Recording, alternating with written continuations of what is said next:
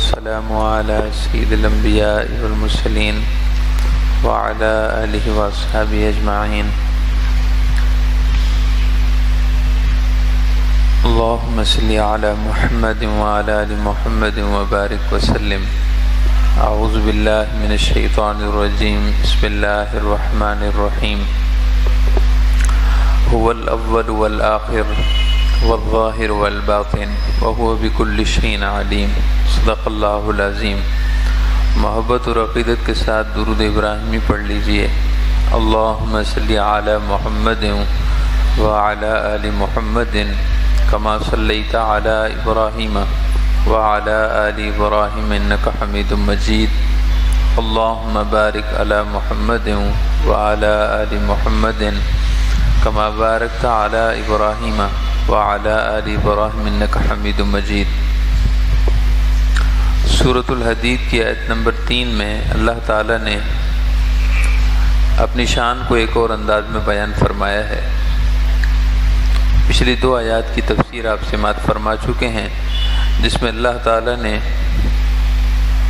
یہ ارشاد فرمایا کہ آسمان و زمین کی ہر چیز اس کی پاکی بیان کرتی ہے اور وہ ہر شے پر غالب ہے اور بڑی حکمتوں والا ہے. اور آسمان و زمین کا پیدا کرنے والا بھی وہی ہے، اور آسمان و زمین پر بادشاہی بھی اسی کی ہے. وہی بادشاہ ہے، وہی حقیقی بادشاہ ہے.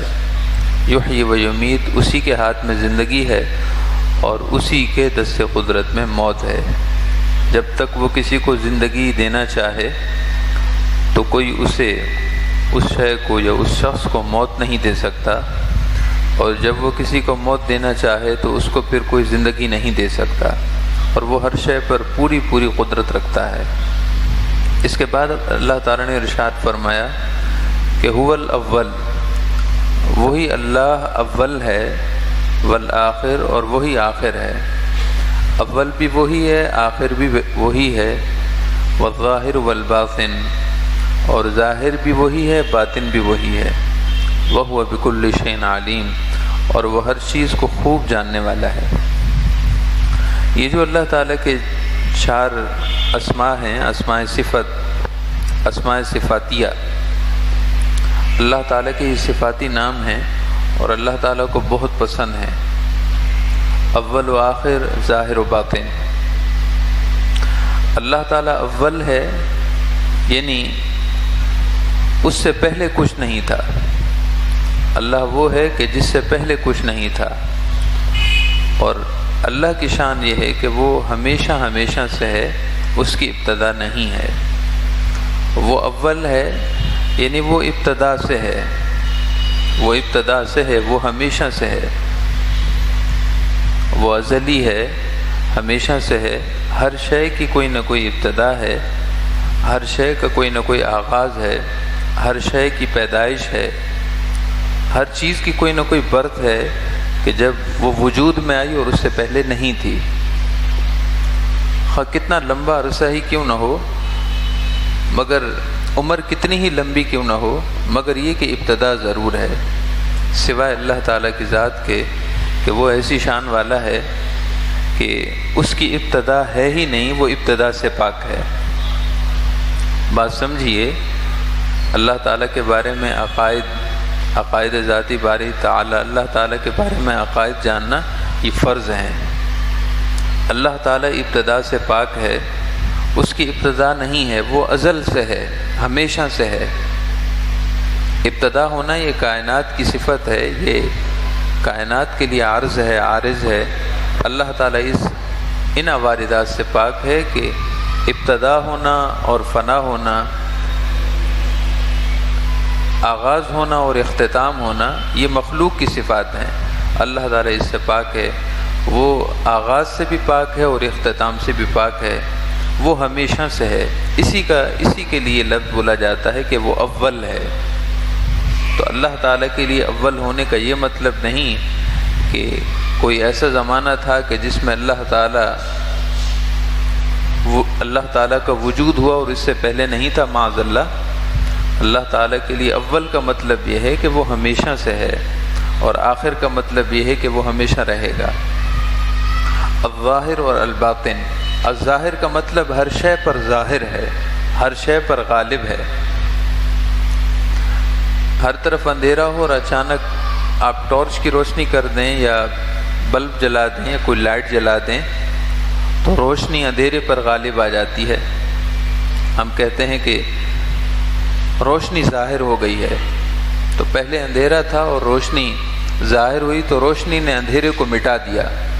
اللہ تعالیٰ کی شان یہ ہے کہ وہ ظاہر ہے، یعنی اس کی قدرت، اس کا علم ہر شے پر ظاہر ہے، اور باقی سب چیزیں اس کی ذات، اس کے علم اور اس کی قدرت کے مقابلے میں نہ ہونے کے برابر ہے۔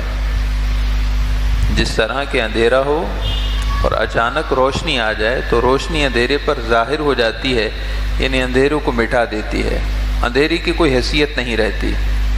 تو اللہ تعالیٰ کی شان یہ ہے کہ کائنات کی ہر چیز اس کی ذات، اس کی قدرت کے سامنے اندھیری کی طرح ہے، اور وہ سب کے لیے اجالے کی مثل ہے۔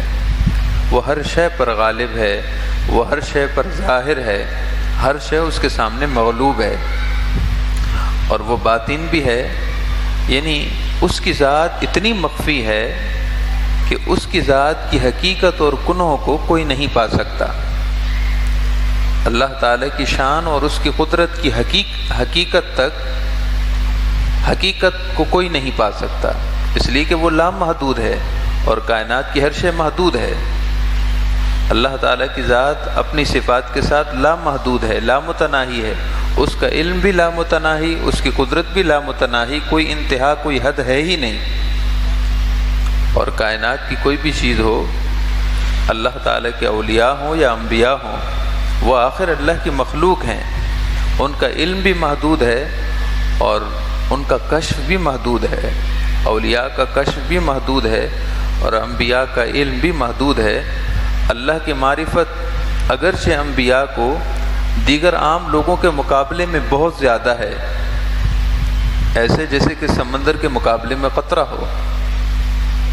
کائنات کے دیگر عام لوگوں کو اللہ کی معرفت کا اگر قطرہ نصیب ہے تو سمجھیے کہ پھر انبیاء کو ایک سمندر نصیب ہے، مگر پھر بھی سمندر کی آخر کوئی حد ہے۔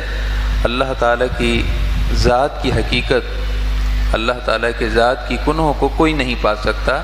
یہ باطن کا مطلب ہے کہ اللہ تعالیٰ باطن ہے، اس قدر مخفی ہے، اس کی حقیقت اس قدر چھپی ہوئی ہے کہ اس کی حقیقت تک کسی کو رسائی نہیں ہے۔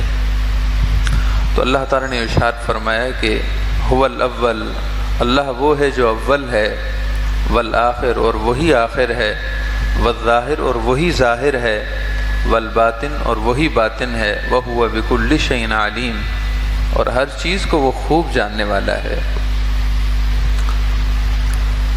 جیسے کہ میں نے آپ کو عرض کیا کہ یہ 4 جو مبارک کلمات ہیں یہ اللہ تعالیٰ کو بہت پسند ہیں۔ ان ناموں کے ساتھ اللہ کو پکارا جائے اور اللہ تعالیٰ سے دعا کی جائے تو دعا کو قبولیت سے نوازا جاتا ہے۔ اللہ تعالیٰ ان مبارک کلمات کے صدقے اپنے بندے کی طرف متوجہ ہوتا ہے، اس کی رحمت متوجہ ہوتی ہے۔ چنانچہ ہمارے پیارے نبی صلی اللہ علیہ وسلم کا یہ معمول مبارک تھا کہ جب آپ آرام فرما ہوتے بستر پر اور رات کو کسی وقت آپ کی چشمان مقدسہ کھلتی، رات کے کسی وقت آپ کی آنکھ کھل جاتی تو آپ ایک مبارک دعا پڑھا کرتے تھے، اور یہ کوئی 1-2 رات کا معمول نہیں تھا۔ سیدہ عائشہ فرماتی ہیں کان یقول وهو مضطجع، آپ صلی اللہ علیہ وسلم اپنے بستر پر ہوتے اور اکثر اوقات آپ یہ دعا پڑھا کرتے تھے۔ اور ہمارے علماء نے فرمایا ہے کہ اگر قرض وغیرہ، قرض کا بوجھ ہو، بار قرض کی وجہ سے انسان پریشان ہو، یا تنگی روزگار کے معاملات میں تنگی ہو، تو یہ دعا جو آپ صلی اللہ علیہ وسلم پڑھا کرتے تھے، یہ دعا قرض کو دور کرنے کے لیے اور تنگی اور مشکلات کو حل کرنے کے لیے بہت مجرب ہے۔ اس دعا کی بڑی برکت ہے، قرض کی ادائیگی میں بھی اور تنگی سے اور پریشانی سے نجات کے لیے بھی۔ ان عائشہ رضی اللہ تعالی عنہا انہ صلی اللہ علیہ وسلم کان یقول وهو مضطجع، سیدہ ام المؤمنین عائشہ صدیقہ فرماتی ہیں کہ آپ صلی اللہ علیہ وسلم اکثر اوقات اپنے بستر پر ہوتے تھے اور آپ یہ دعا پڑھا کرتے تھے. پہلے دعا سن لیں اور پھر اس کا ترجمہ آپ سن لیں. اللہم رب السماوات والارض ورب العرش العظیم ربنا ورب كل شيء فالق الحب والنوى ومنزل التوراة والإنجيل والفرقان اعوذ بك من شر كل شيء انت آخذ بناصيته اللهم انت الاول فليس قبلك شيء وانت الاخر فليس بعدك شيء وانت الظاهر فليس فوقك شيء وانت الباطن فليس دونك شيء اقض عنا الدين واغننا عن الفقر. اب ہر لفظ کے ساتھ اس کا ترجمہ بھی آپ سنتے جائیں. دعا یاد ہو جائے تو اچھی بات ہے، دعا یاد نہ ہو تو کم سے کم اس کا مفہوم تو ذہن میں ضرور بٹھا لیں. اور یہ دعا عام طور پر آپ کو پنج سورہ میں مل جائے گی. اللہم رب السماوات والارض، اے اللہ، اے آسمان و زمین کے رب، ورب العرش العظیم، اور اے عرش عظیم کے رب. آسمان و زمین کے رب اور عرش عظیم کے رب. ربنا ورب کل شیء، اے ہمارے رب اور ہر چیز کے رب. فالق الحب والنوى، اے وہ ذات جو دانے کو اور گٹھلی کو چیر کر اس میں اناج پیدا کرنے والا ہے. اے وہ ذات جو دانے اور گٹھلی کو چیر کر اس میں سے اناج پیدا کرنے والا ہے.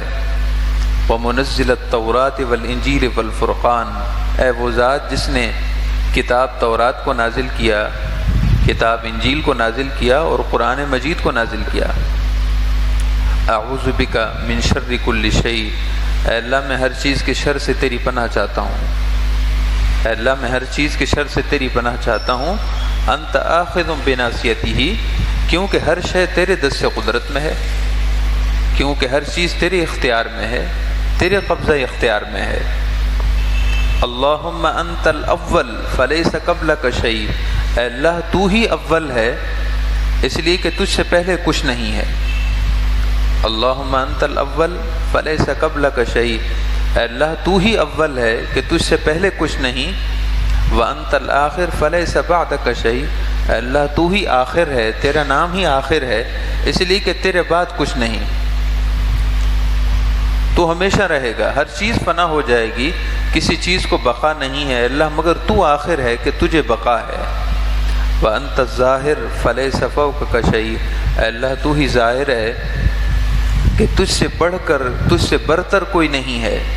تو ہی ظاہر ہے یعنی غالب ہے کہ تجھ سے برتر کوئی نہیں ہے. وانت الباطن فلیس دونک شیء، اے اللہ تو ہی مخفی ہے، تو ہی باطن ہے کہ تجھ سے زیادہ کسی کی حقیقت مخفی نہیں ہے. سب سے بڑھ کر جس کی حقیقت مخفی ہے اللہ وہ تیری ہی ذات ہے، اس لیے کہ تیری ذات کی حقیقت تک کوئی رسائی حاصل نہیں کر سکتا. ان جملوں کے بعد آپ صلی اللہ علیہ وسلم فرمایا کرتے تھے، یہ سارے تعریف کے کلمات ہیں مگر دعا کے لیے صرف دو ہی لفظ ہیں. یہ سارے اللہ تعالیٰ کی تسبیح اور اللہ تعالیٰ کی تحمید کے کلمات ہیں. اللہ تعالیٰ کی اس طرح تعریف کرنے کے بعد آپ صلی اللہ علیہ وسلم آخر میں دو دعائیں فرماتے تھے. اقض عنا الدین، اے اللہ ہمارا قرض ادا کر دے، اے اللہ ہم پر جو قرض ہے اس کے اسباب مہیا فرما دے، قرض کی ادائیگی کے بندوبست عطا فرما دے. اقض عنا الدین، اے اللہ ہمارا قرض ادا فرما دے. واغننا عن الفقر، اور اے اللہ محتاجی اور تنگ دستی کو دور فرما کر ہمیں غنی اور خوشحال کر دے. واغننا عن الفقر، اے اللہ ہماری تنگ دستی دور فرما دے اور ہمیں خوشحال اور غنی بنا دے. اللہ تعالیٰ سے دعا ہے اللہ تعالیٰ اپنے ان چار مبارک ناموں اول و آخر، ظاہر و باطن کا صدقہ ہم سب کے قرض دور فرما دے. اللہ تعالیٰ آئندہ مقروض ہونے سے بچا لے. اللہ تعالیٰ فقر اور تنگ دستی سے ہمیشہ نجات عطا فرمائے، ہمیں دنیا اور آخرت کی خوشحالی نصیب فرمائے. الحمدللہ رب العالمین. اللہم صلی علی محمد وعلی آل محمد وبارک وسلم. یا رب العالمین، ہم